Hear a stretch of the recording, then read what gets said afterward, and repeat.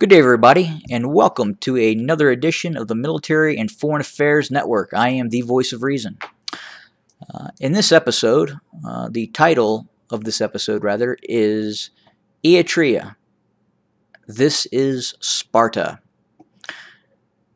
So, some of you probably understand why I'm calling this video Eritrea. This is Sparta, and if you don't, I'll try and fill you in. So, as many of you know, Sparta, the Greek city-state, the ancient Greek city-state, was a highly militaristic society that required all of its citizen males to attend a rather lengthy military training. And it had a high degree of warrior culture that simply was not sustainable in the end. They ended up basically destroying its society with a heavy militaristic influence that just was not sustainable. So Eritrea, which is run by the dictator Isaias Afwerki, has never had an election. Since 1993, when Isaias Afwerki came to power after the independence movement of Eritrea from Ethiopia, Eritrea has never had an election. The state is ran much like a Spartan military society.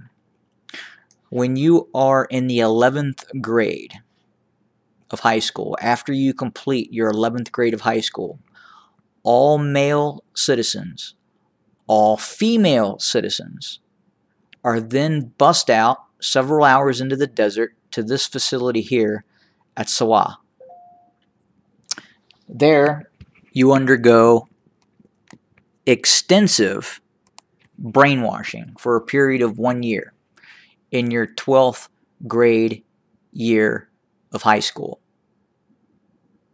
That's where your further commitment to the state of Eritrea and, most importantly, Mr. Afwerki.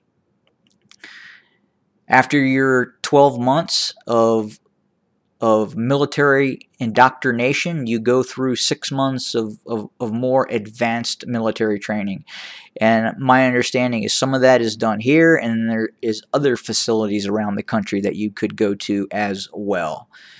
Officially now, the Eritrean state says that individuals entering the military experience 18 months of state service.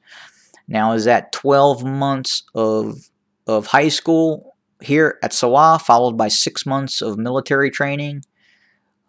Or does that start after the 18 months of total indoctrination and training at Sawa? I'm not sure. But a group of approximately 200 former conscripts, after interview, the average term of service was just over 6.5 years. Some persons are required to spend 10 to 15 years in this quasi-indentured service to the state and Mr. Afwerki. So when I hear comments, or I see comments in the comment section that state the state of Eritrea, Eritreans are behind Mr. Afwerki. Well, maybe. And the only reason these people are behind Mr. Afwerki is, one, they are brainwashed in their school systems, and then they are sent to this military academy where they are further brainwashed and become an organism of the state. And if you look at Sawa and you see its geographic location, and again, it is an immense facility. Just scrolling through the size of this. But again, back to the geographic location of Sawa. If you wanted to leave Sawa, if you tried to escape, where would you go? This is just open desert. Are you going to leave and you're going to cross the Sudanese border into more desert? Are you going to head south into these badlands where there is no towns? I don't know. I would imagine that in the heat of summer, Sawa is hotter than Satan's balls. If someone would like to confirm that, that would be awesome. But